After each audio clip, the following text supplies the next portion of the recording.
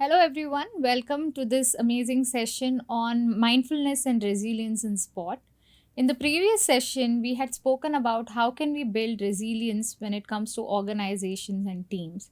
In this particular session, we are going to be talking about mindfulness and resilience. Let's just take a minute watching this particular image which is on the screen. You can see a tree, you can see water, and you can also see from pink flowers if you look closely at the image. So what we are doing is, basically we're just being mindful. We are looking at things the way they are and accepting things the way they are. So that is what is mindfulness, being very non-judgmental towards your experience, not thinking and worrying whether it is good or bad, but we're just looking at things the way they are. Mindfulness, self compassion, helps us in building resilience. In fact, in Brene Brown's research, she did find across a number of people who were wholehearted and who were courageous enough and stayed very vulnerable even during the most toughest times because they really practiced mindfulness.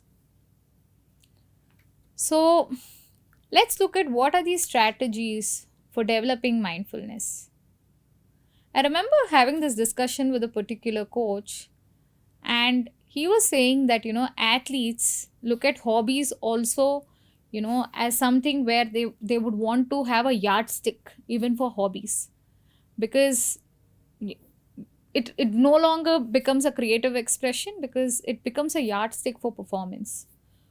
When you're focusing on your hobbies, it just have to be a creative outlook. It has to be a creative expression because sport is there for performance. So you do need other outlets where you can just creatively express every emotion of yours. But then when you start making a performance out of the hobby, then it becomes difficult. So here's an athlete, this is something she enjoys doing quite a bit. She ends up taking images, she enjoys photography, especially because it lets her be free. It really helps her connect to nature, helps her connect to herself, and helps her bring back, to her authentic self. And she really enjoys this as much as possible because it takes away the pressure from performance to a large extent. Yeah. I think fun, rest, and creativity also helps you to bring, back yourself to the present moment. Of course, there are a number of breathing techniques which helps you with mindfulness, but apart from this, there are also creative ways, fun ways in which you can help your mind be more coming back to the present moment. So look at this beautiful art which has been done by one of the amazing athletes. So she actually spoke about how, she feels there's a creative expression that her art gives her, and that helps her even in the sport to a large extent because she knows that if she can problem solve this, she can also do something amazing even on the field. The other thing is also with respect to art, it helps in building mindfulness. So you can see that there's so much detailing and depth in the work of these two athletes, and there is and there is so much creativity which is there. So mindfulness can be built in multiple ways. Maybe you can practice mindful walking, you can eat gently and slowly, chew every particular taste of the food, enjoy the flavor of the food, focus on the taste rather than your thoughts. Or it can be with respect to mindful walking, where probably you're connected to the nature, you can walk barefoot. That makes you feel extremely good as well. Or probably you can paint, you can color. In fact, during COVID time, I remember some of the athletes saying that other than sport, we really had to engage in other things and be more mindful of what we are thinking, because quarantine used to be for a large number of days, and it was very difficult for them to just do anything with respect to sport because most of the sport was not really happening. So art really helped a lot of them because they also spoke about how the second time they had to quarantine because the first time they didn't know what would happen. The second time they had a lot of art materials with them, and the athlete spoke about how that helped in helping them being more mindful.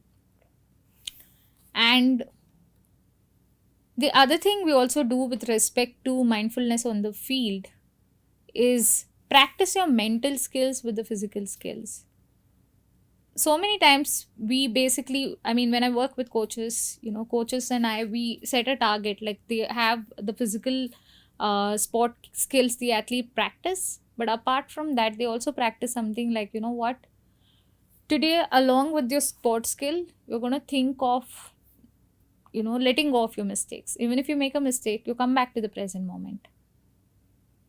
If you basically make a mistake, you're going to think about practicing self talk, a lot of positive self talk. You can, today along with your sport skill, you're going to be very confident. Today along with the sport skill, you're going to communicate a lot as a team. So these are some of the things that can actually help you be more mindful on the team, more mindful with your players, in your relationships, etc. So in this particular session, we have spoken about how you can build resilience, and we have also spoken about how mindfulness and resilience really helps athletes to, lead a wholehearted life. And so with this, we are come to an end of the theoretical lecture on resilience. And in the next section, we are going to be having a discussion on mindfulness and resilience with Dr. Chaitanya Sridhar. Thank you. Today we're going to be talking and looking at the discussion on resilience and mindfulness. Yeah. So I'd like to begin with a quote which I happened to recently see. Okay. Mm-hmm. The dawn of beauty always comes after night. Wow. Right. I saw this, and it had this beautiful image of course, an elephant which caught my eye. And the sun was just coming up. So like there's the tree and the leaves, and the sun's just coming up. So it was such a beautiful image, right? And I think even Anam Kara talks about it, like the darkest hour of the night is just before dawn, right? Yeah. So I thought this was really nice to start the discussion with. And let's start with mindfulness, right? What are your thoughts about it? What comes to mind? I think mindfulness is definitely like be present, come back to the present moment. I am thinking of flow. Yeah, right. I'm Yeah, saying, it's so intermingled, right? mm, Like really being in the here and now. And I think as you're talking, and I think what this image, being a Jungian psychologist as well, is, we talk so much about images, and see how rich and potent it is, right? Like just yeah, the sun coming up, and being in the here and now, right? Like mindfulness is also like what Djokovic was saying. hmm, I've gone off. How do I come back? Right? Because I think that's what a lot of times when athletes have not had a good performance, right? Like what they end up telling you is like, I don't want this to happen. hmm, And I always kind of go, can you catch yourself? hmm, And one of my trainers very recently said something. He said, you know, notice when you're getting triggered. yeah, When is your body responding? And hmm, I think that's really what is to be mindful, right? and yeah, and and I think also when we're talking of mindful, right, I remember seeing this image. hmm, One is mindful when hmm, you break it, MIND-FULL, which hmm, is what we call the monkey yeah, mind. And yeah, like your yeah, mind is just constantly on a run. And the other is the full word mindful, hmm, MINDFUL. And what we really trying to see, and it's such a thin line, no, Priyanka, when like yeah. you can jump from this end to that end. And I think that really is the key. Yeah, Yeah. and from what you were speaking, one thing which really stood out for me was, the need to control, which Yeah. is coming Yeah. in, Yeah. especially like catching yourself, like, I don't want this to happen. Right, Right. right. Yeah. So when you're trying to control something, I'm just wondering, are you really mindful? Mm, mm. Mm. Yeah, yeah. And I think there was this conference I attended in Nimhans some time Mm-hmm. back. I think not sometime, quite a while back when Mm-hmm. I was just beginning my practice, and it was on one of the meditations, right? Mm-hmm. And someone asked, and it was also a question I had very honestly was, you know, so how does it help? Like, like let's say you do any meditative practice, right? And then how does that help with you in life, in sport? And we're talking of sport, right? Mm-hmm. And I remember that lady, of course it was a senior faculty saying that that's what you're tuning your brain for, Mm-hmm. right? And I think what really is being mindful, what really is, like even when people say I meditate, okay, sometimes they use it for imagery, they use the word Mm-hmm. very Mm-hmm. for everything, and I always go, what really is being mindful is focused attention, right? The right attention, right? It Yeah. could be like I'm really enjoying this conversation with you, so Mm-hmm. Me I'm too. being in this, right? Yeah, so we're in Yeah. synergy, right? And Yeah. I'm not thinking of, okay, what am I going to have, like let's say for lunch, Mm. right? So I think that really is the thing, what brings you to that focused attention. So Yeah. Yeah. maybe we can go with ourselves first, and then Yeah. we can look at like how we also bring it into sport. Yeah, definitely. Now, I just want to say that, our mind and our senses are so strong. Like, just when you spoke about lunch, I'm hungry.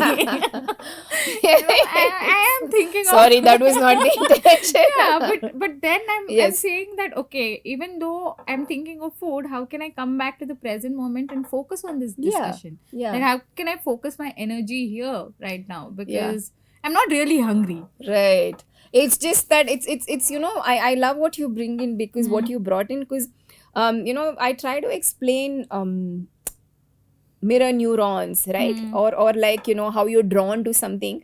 It's like, exactly, sorry Priyanka, I'm going to bring in the example No that you took. problem. Go Let's ahead. say your favorite food, you just come back from school, college, work, and your favorite food is you see it on TV, and Mm. you might actually not really be hungry, like Yeah. currently how Priyanka is not, but I want to, because I'm Mm.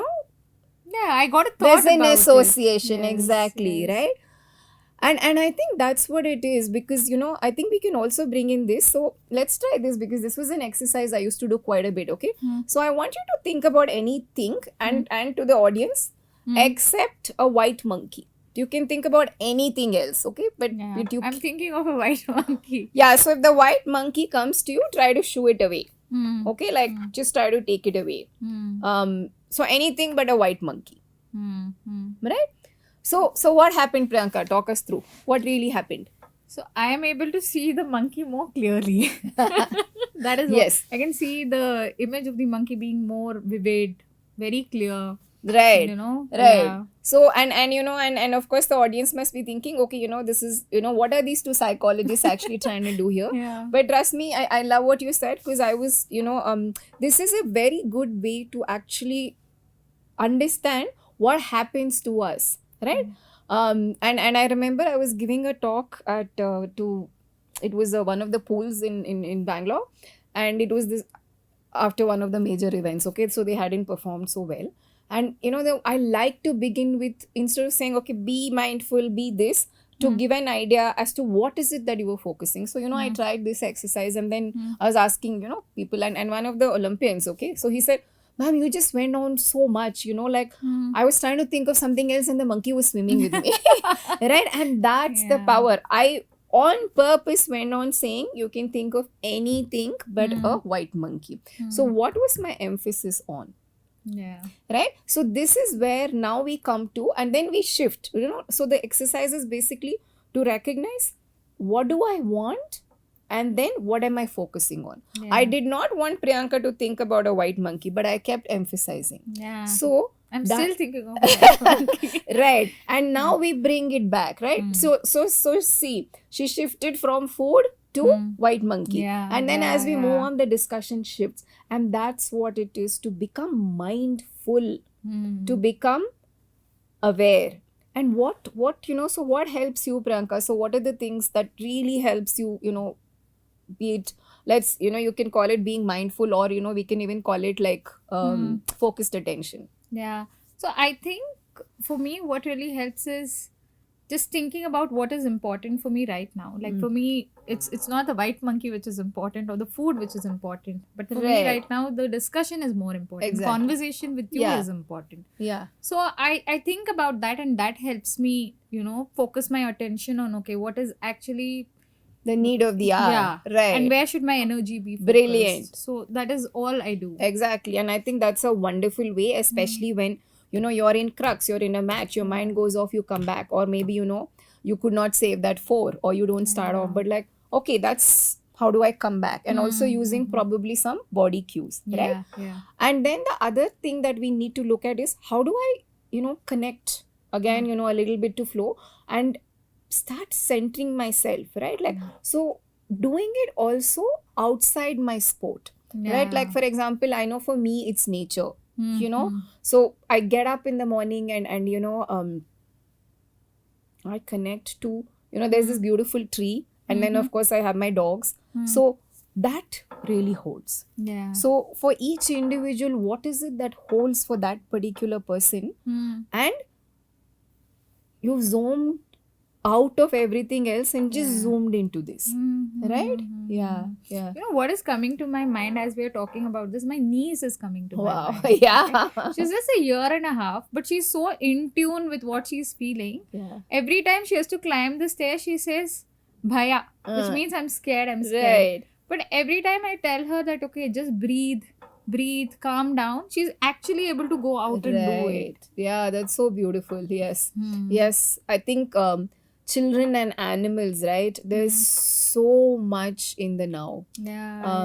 And I think if I have to say, it's like just the way my dogs actually read me. They're like, okay, is she, have I done something? Is she angry? Or is so the tone, they watch your body. and I think with elephants, like, you have to be fully present. Like, there's this little one whom I call, nothing else. Her attention is just on me, and what she wants is also your full attention. After that, you go talk to others, do everything, that's perfectly fine. And I think this is beautiful to build into players and teams as well, right? So absolutely. Yeah. What do you think about how can players be really mindful or conscious or focused during a practice game, during especially a tournament? I think it's the same strategy in terms of where do you want to focus your energy on, right? And there are, of course, various ways to come back into the present moment. It can either be through your breath, it can either be by, if it is overwhelming, Yes. maybe talking about it to somebody can help you just ease off the burden and help you come back to the present moment. And like the way you said, nature is a beautiful way to connect. Exactly. Right. Having an anchor, right? Yeah, you're right, because there's this one of the golfers I was working with was extremely anxious, right? And also, so when you're anxious, what happens? You're rushing through. So I always ask athletes, what in your arena, in your sporting arena, holds you? So for a lot of swimmers, for example, it would be the water. So I go like, look at, feel into the color blue. What blue is it? So then, and again, it is nature. And with golf, thankfully it is open. So, it's one of the exercises we do is connect to your senses as well, right? So, what is it that immediately catches my attention? Is there a bird flying? How's the flight? So what happens is you've disconnected from that previous shot, which may not have gone well, or it's gone well, but then you also prepare for the next. So it can become one of your pre-shot routine or pre-game routines as absolutely well. Absolutely. Yeah. And like the way you're saying, everything becomes important. It's not just you need to be mindful during the competition, but what you do, the process before that, like the way you said, the routine, if you're not mindful then and you're expecting yourself to go out there and perform, that's really not going to happen. Right. You're right. Mm. One of these marathoners, right? I remember. So what happened was the bus, they missed the bus. Oh, So, a okay. couple of them missed the bus. And this was a guy who would go too much in the head. And then he said, I was so angry we missed the bus. So by the time I came, my routine, my warm-up, everything got delayed. And thankfully this was not at Olympic, okay? But so I said, well, it's good it happened there, because next time we are going to face delays, and especially when you go to an event like this, everything's not in our control. The food might not be the way you like it. You might end up getting up late. So then you go, okay, this happened. I have to come, like what you said. At this point of time, what needs my attention? Yeah. Right? It's this is something I tell players as well. Does this need attention now? Is this important at this point of time? And also, is this helpful? If it's a no, how do I come back into my bubble? What's going to help me? And I think that's very, very vital. Yeah, that's great. So let's look at resilience, shall we? Yeah, I can see Priyanka like I really like this topic. Yeah. So what is resilience to you? What comes to mind when you hear resilience? I think strength, courage, ability to bounce back.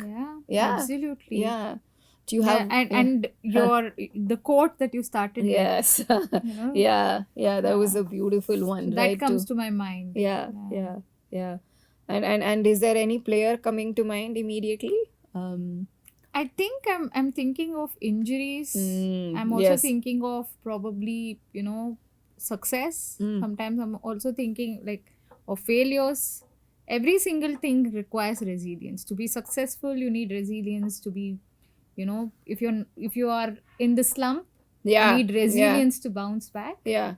And when you have an injury and to move forward from that particular injury, you need resilience. Exactly. Right. And I think that's what we actually advise athletes is that, listen, you're never, at least I haven't met a single athlete till date whose journey has been like all the way up. Like you're always going to have, a little bit of, that's what it is, right? Like the curve is going to be, and also, to remember that this is a journey and it doesn't end here. And I want to bring this example, he was very influenced by Milkha Singh and very great runner. I was working with, I think it was one of these Gale or Tops athlete. And he came from a very, very humble background. Like, lot of kids at home, hardly had enough to really survive. He didn't even have shoes, and then someone was supporting him in the beginning, and he just really came. And there was this point of time when there was a slump, there was a couple of issues, but he said, and he would talk in Hindi, and he's like, ma'am, itna kuch sa hai, right? Like so much has happened that this really is not so big. And sometimes when he would really be going down, I would remind him like, look what you've achieved, where you've come. And I think Priyanka, so I really feel also resilience is really testing yourself, testing the waters, because if we over cocoon, like when we see athletes coming from very over cocooned families, I feel they're not hardened enough. Like it's like any little wind and they kind of get shaken. And when I remember this athlete just went through so much, and he would come back. I remember even Irfan Pathan actually spoke about this in it was one of the matches, and when he just started his career, and he wasn't having a great day as such, and so the captain throws the ball at him, and it's like practically the last over, and so you can imagine what he would be feeling. And so and then he says, he also again they went through so much hardship. So apparently he says, I just remembered how tough life is being. So to defend, I think they had to defend 5 runs, if I'm sure, and the last over. So he's like, what do I have to do? I just have to defend this much. And immediately it shifts things, right? Whereas, if you'd gone like, oh my God, like, it's 5 runs, and like I was giving this example in another place where like Mm-hmm. we can catastrophize it. It's Absolutely. not going to be the end of the world. Yeah. Because and that doesn't mean they've not gotten serious, but that means that they've shifted it to, listen, this is doable. Yeah, absolutely. And that's one of the most important quality of having a resilient spirit, right? Like feeling confident that I can move through this situation. Yeah, yeah, Yeah. exactly. Yeah. Yeah, Otherwise you can just crumble and feel the pressure and you will not be able to perform. yeah, exactly. I remember, one of the Olympic qualifying team swimmers, um, and this swimmer had, previously, like, Mm. how sometimes they've missed it by, like, a very small fraction. Mm-hmm. He looked so stressed. His eyes were like fully red. He was so tense, and he was really not listening. But he just went with, okay, I know this. Okay, but what if I don't make it? What if I don't? Mm. And then at the end, right, almost to the fag end, I said, okay, I'm gonna ask you a question. I'm like, what if you don't make it? Right? Are you going to stop swimming? Mm. I actually asked this, but I asked it with a lot of compassion. Mm. And he looked at me like, and then he said, no. Then I Mm. said, then why are you focusing on catastrophizing? Because then you know what? Your body is not energized. You're not Yeah. energized. You're probably not sleeping well. You're probably, you know, you could be training so much more better if you went with, maybe this is my chance. Mm. Right?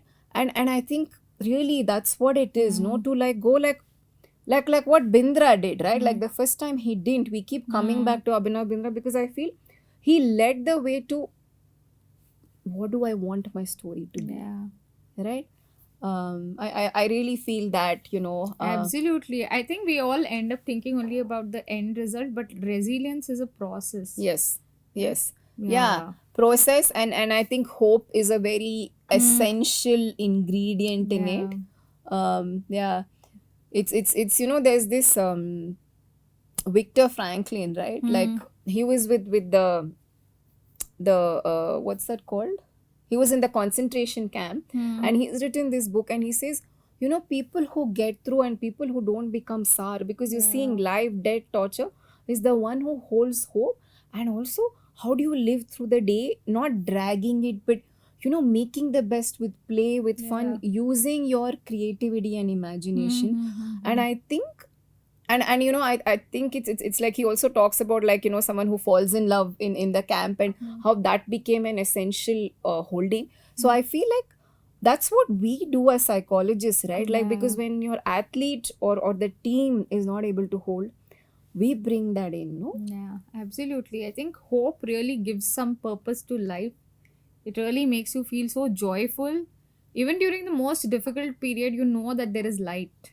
Exactly, right. So, yeah. The light, the dawn. I Mm. think that quote seems to be Yeah. like playing in the Yeah. space today. Mm. So do you want to share maybe an example of like, an individual or a team where, like, we really had to build resilience? Mhm. Does anything come to mind? Um, I'm just thinking of the qualities, Yes, yes, like yeah, for example, creating a very safe space yes, for players. yeah, I mean, it was the whole teamwork. right, The right, coach ended up creating the safe space. The support staff created a yes, safe place so that yes, players can be very upfront, because so many times what happens is with respect to communication also, yeah, they don't yeah, open up. yes, They want to keep quiet because they feel that, oh, if I say these things, maybe I will not be selected. yeah, yeah, So basically, creating such a safe space that they can come and talk about anything which is actually bothering them yeah, was yeah, something that we really focused on, and right, that helped in helping them focus on the performance because they knew that they don't have to be something else. yeah, yeah, Like they can just be their authentic self and go out there and play rather than worrying whether will I be accepted this way, will I yeah, be accepted yeah. that way. So you're also saying that, very subtly we do influence performance, but without over focusing on it, Yeah, right? yeah, Yeah, absolutely. yeah. I want to share this with which, really I think is a good example with one of the young athletes. So she had a major, almost career ending injury, Mhm. and they're so focused on it, right? Like, Mm. and I think, my rule of thumb is 15 minutes, let them talk, let them vent, and then Mm-hmm. slowly, what, like, how do you shift, Mm. and so there was this day when, um, she was a little too much in the head and all that, and she liked a little bit of attention. So she was someone who would, put up all these videos and all. So I'm like, oh, I saw this was nice and all that. And then I'm like, so slowly I shifted. I said, what's going to be your message? So and I just took out my phone and I said, I'm going to record. So like, what's going to be your next chapter? And then first she was like, I'm going to talk. I said, no, you can't talk like you're talking to your psych. You will have to, like, how will you? And I'm like, what's going to be your body language? What are you going to do? And I had this, like, you don't know me. And just it shifted, and she went on for 15 minutes non-stop, and it really shifted. Wow. And I think that's an example in itself, right? Like, you somewhere have to also play with it. Play with, how do I move this athlete from a little dejected state to building up this athlete, building their resilience, and now she's doing extremely well. That sounds very good. Yeah. Very, very profound. Yeah. I mean, it's so nice, right? Like, I think because I feel like that's also where it's such a satisfying field where, you get to really hold when someone's low, and then when they make it, also knowing that this is so nice. Like, we didn't lose an athlete there. So yeah, so that was lovely. Is there anything you'd like to add in this section, Priyanka? I think it was so beautiful because we spoke about mindfulness, we spoke about how, resilience is so important and how mindfulness and resilience are so well connected. Yes, and the essential ingredient is hope. Yeah. Like, it's like this little tadka, or what you call titration in chemistry, like your catalyst, which makes all the difference. So we hope we instilled some hope, and and that you start building these concepts in. So thank you. Thank you.